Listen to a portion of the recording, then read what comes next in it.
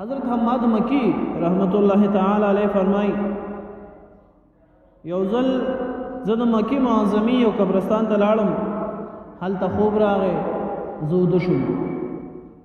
چې کله وده شوم نو خوب ګورم چې دا ټول مړي را پاسېده او یو حلقه یې جوړه کړه، ګول دایره یې جوړه کړه. ما هغې نه تپوس وکړ آیا قیامت ورځ قایمه شوه چې تاسو ټول را پاسېږئ د خپلو قبرونو نه؟ هغې راته ویل چې نه، د قیامت ورځ نه ده قایم شوې، بلکې زموږ یو مسلمان نور سورت اخلاص یعنی قل هو الله احد سورت تلاوت کړو او د هغې ثواب یې مونږ ادري مونږ قبرستان والا پسې راو بخلو. نو تقریبا یو کالو شو چې مونږ د هغه سورت اخلاص هغه ثواب په خپل منځ کې تقسیمو. مطلب یو کال مخکې یو مؤمن مسلمان نور د سورت اخلاص ثواب هغه قبرستان والو ته بخلیو، یو کال پورې هغه مړو ته د هغې ثوابونه ورسېدو.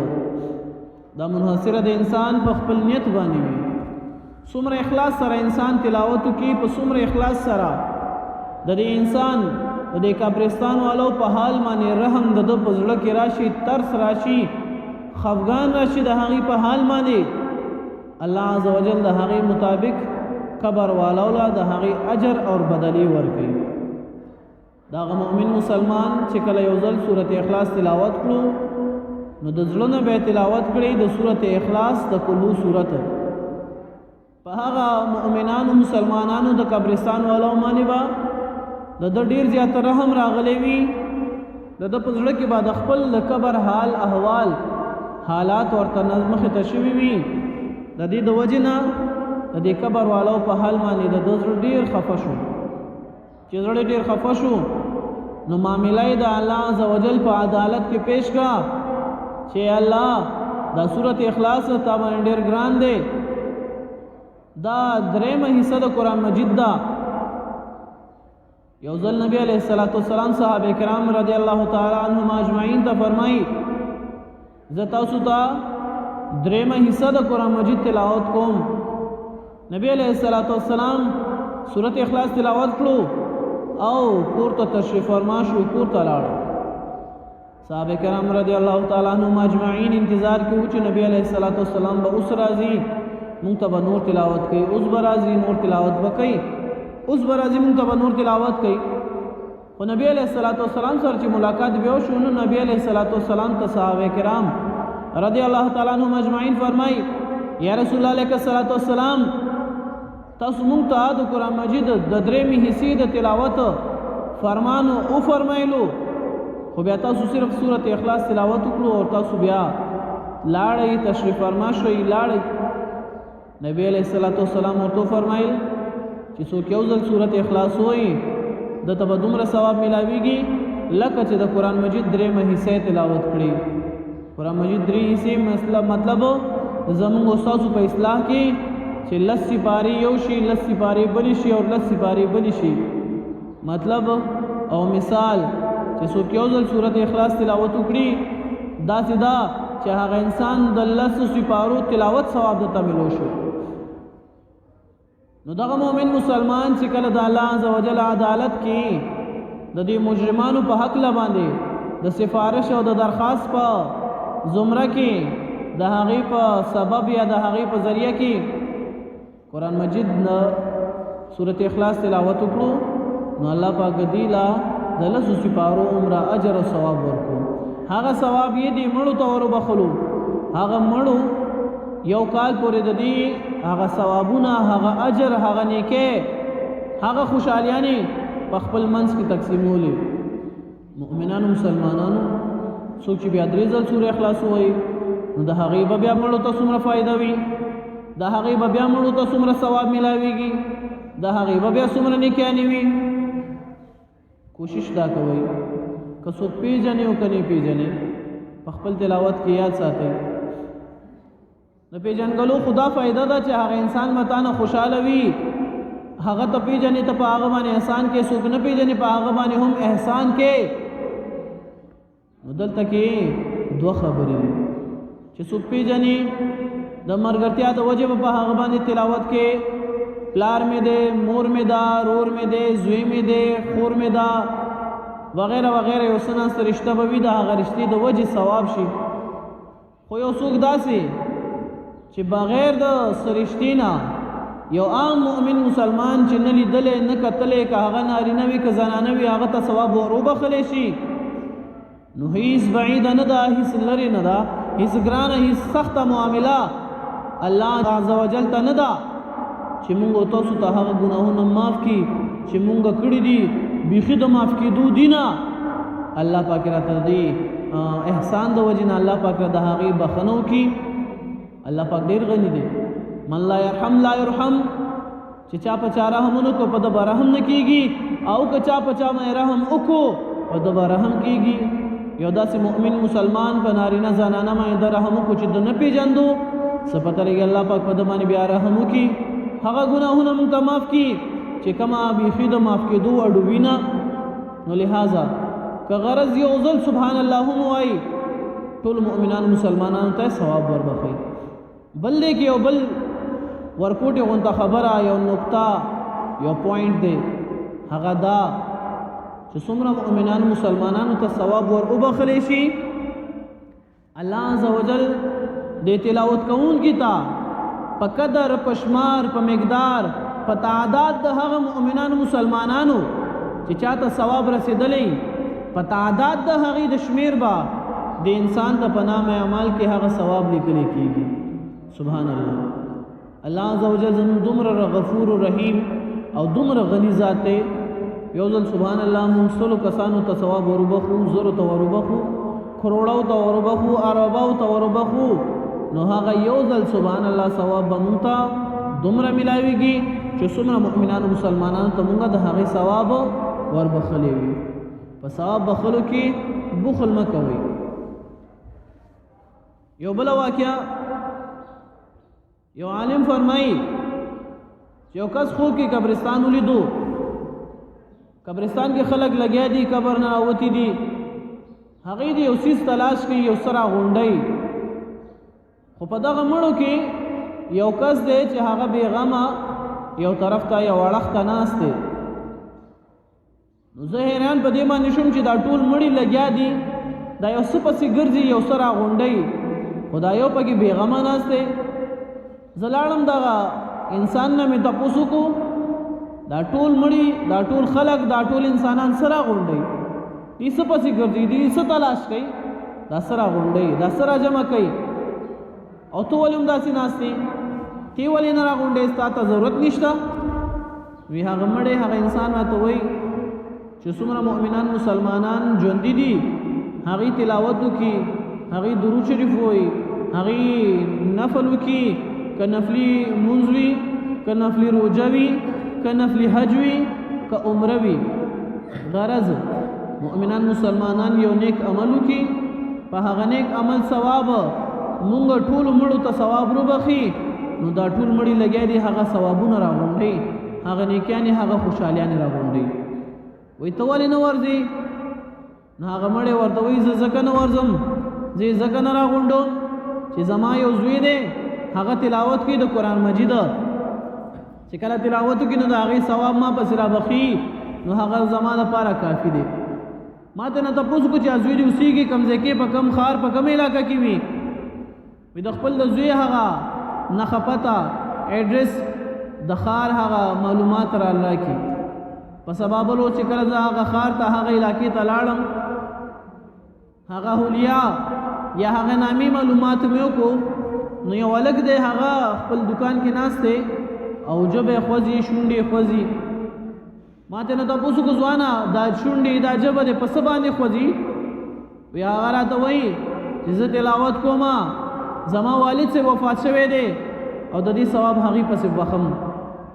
نو زه پوه شوم چې بالکل د دې زوی دا تلاوت خپل والد صاحب له دومره وررسي چې هغه ته د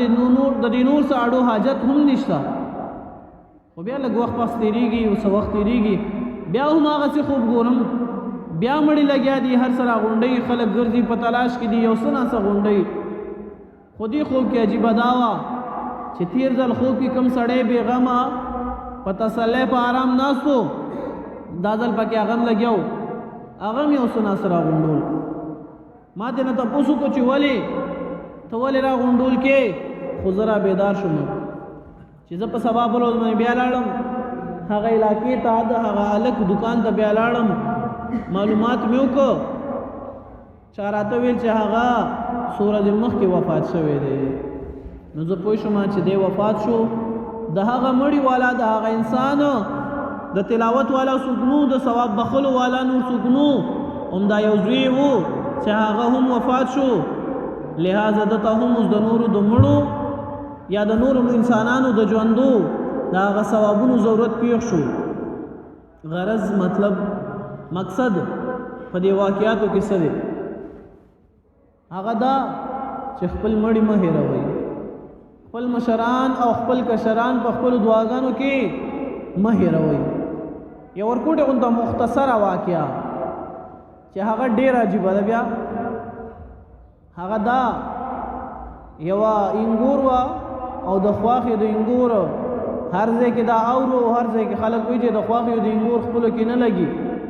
د هغې یو بل سره جګړې ډېرې وي خفګانونه یې ډېر وي ګیلې یې خپلو منځ کې ډېرې وي خو یو انګور وه د هغې خواښې مړه شوې وه دی به چې کله دسترخوان څنډلو په دسترخوان به کوم وړې وړې هغه روټۍ ذرې وي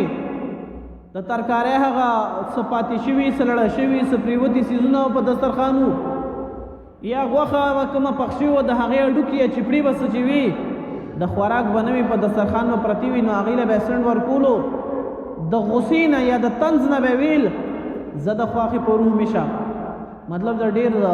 خندا نه به ویل زه د خواښې په روح مې شه زه د خواښې په روح مې شه څه وخت پس خواښې خوب کې ګوري د انګور ته وایي تا سره د الله پاک ډېر خو کي زه تا نه ډېره خوشحاله یم ته ما سره ډېر ښه کې ته ما باندې ډېر رحم کې الله دې په تا رحم وکړي یا ترې نه ډېره زیاته خوشحاله وه د انګور خوب کې حیران شي چې ما خو څه نه دي کړي ما څه کړي چې ما ته ما نه خوشحاله زه په تا رحم کوم زه خو تا نه تنګ وم زه خو تا ته غوسه وم هر وخت به زما ستا خپلو کې جګړې وي څه خبره ده چې ته ما نه ته خوشحاله یې خواښې ورته خوب کې وایي چې ته کله دا دسترخوان له څنډ ورکړې او دا څه لړه کې دا میږي وخوري یا نور ځناور خوري یا دا سپي پیشوګانې یا چپړې دا ډوکې وخوري نو چې کله هغې وخوري ته وایې زما د خواښې په روشه نو د هغې ثوابه چې میږي یې خوري دا نوره چینجي او دا نور ګونګټان وغیره خوري یا پیشو سپي یې خوري الله پاک د هغې د ثواب نه ماله ډېر څه راکوي نو قدرمندو چې د دې د وجې نه سره د دې چې د انګور نیت دا نه و خو ویلې دا چې دا مې د مور د خواښې په روح شه دا مې د خواښې په روح شه د وجې د غصې نه به یې ویل خو الله پاک بیا هم هغې له دومره فایده ورکوله دومره هغې ته نیکیانې ثوابونه میلاوېده چې هغه ترې نه خوشحاله وه نو قدرمنو زموږ خواږه مور او پلار زموږ خواږه وروڼه خویندې یا څومره هم رشتې چې خوږې دي او موږ باندې دومره احسانات دي په موږ باندې دومره حقونه دي چې کله هغې بیا وفات شي نو آیا زموږ حق نه جوړېږي چې هغې بیا په خپل دعا کې یاد کړو آیا زموږ باندې د هغې حق نشته چې خپل په تلاوت کې یاد کړو په خپل یو ځل سبحان الله یو 2 رکعاتو نفلو کې یاد کړو 2 رکعاته نفل وکړئ ټولو مؤمنانو مسلمانانو ته وروبخئ قدرمندو خپل مړي او د بل چا مړي هیڅکله مه هېروئ صرف دا نه چې دا زما مړی نه دی دا خو د پلانکي دی دا د ډینګلې دی کله هم دعا کوئ خپل والدین خپل اقربا اول یادوئ خپل نږدې رشته داران څوک چې درته یاد وي هغې م یادوئ اخره کې دا وایي یا الله څومره مؤمنان مسلمانان که نارینه وي که زنانه وي که مشران وي که کشران وي چې هر څوک هم وفات شوي تر آدم علیه السلام پورې الله عز وجل دی زما د دې یو ځل سبحان الله یا د دې یو آیت یا د دې 2 رکعاتو د نفلو یا زما د نفلي د روجي یا فرضي کې څومره ثواب را کړی دی یا الله د دې ثواب مې ټولو ته بخلی دی یا الله ته په کراتو مراتو ورسې د الله په دربار کې د څه کمې دی مونږ وایو یو ځل نه لس ځلې وبخي الله پاک به لس ځل وربخي مونږ وایو یو ځل نه لس ځل نه سل ځل نه زر ځلې ور وبخي الله پاک به زر زل وربخي ولی عمل مونږ کو عمل مونږ کو توفیق الله را کړی دی عمل مونږ کو اوس مونږ یو ځل چاله ورکو لزل چاله ورکو زر ځل چاله ورکو منحصر زمون په خپل اخلاص دا الله عز وجل رسول والا دی الله عز وجل رسي دا سم چې ول الله عز وجل په اول مال بیا تاسو ټول د مال کولو توفیق را نصیب کړي یا الله زموږ ګناهونه معاف کړي شرمندګي د دوړو جهنم ساتي څومره مؤمنان مسلمانان تر آدم علیه السلام پورې پچوي الله داغي مغفرت نصیب کړي مغفرت نه پسې الله درجات بلند کړي څومره حاضر مجلس کې کورونو کې هسپتالونو کې علاجدار لا علاج بیماران دي یا الله خپل لاړې ټول ته الله دارو کې روغ صحت د پاره خپل کامل اکمل طریقې سره عبادت د پاره هغه لوزم د ټول را نصیب کړي یا الله زموږ د کورونو تو سر سپین سرو حیا عزت پر دې په دوړو جهنم باندې وساتي د چا څه مشکلات پریشانه نه غمونه ټینشن نه وي په ډېرو خیرونو خوشاله په مینه محبت په اتفاق کې اتحاد باندې الله ورته بدلی کې څومره زمونږ کشران دي خپل مشران ته نیک عمله نیک صالحه قرآن خانه دینداره په قرآن به عمله فرمانبرداره تابعدار ورته لوي کې یا الله څومره مشران دي د هغې سوچونه صحیح نه دي شریعت موافق نه دي یا الله د خپل د کشرانو په حق باندې د مشرانو سوچونه د هغې عقلونه د هغې فکرونه شریعت موافق کې یا الله خپل مشرانو د کشرانو په حق باندې سنیک مقاصد سوچونه دي همدغه شانتې د کشرانو د خپل مشرانو په حق باندې د حج عمرې نور سنیک او شرعي چوکاټ کې دننه څه د خوشحالو ارمانو حاجتونه دي خواهشات دي یا الله د مشرانو د کشرانو په حق د کشرانو د خپل مشرانو په حق باندې هغه دعاګانې هغه ارمانونه هغه خواهشات پوره کړي یا الله عزت پر دې په دوړو جهنم ساتي یا الله د کبر رنگ رنگ عذابونه مساتي یا الله هغه لوی شرمندګي سختي اگر مې مساتي په اخر رجل کې زموږ ټولو دا کلمه طیبه را نصیب کړي چې لا اله الا الله محمد رسول الله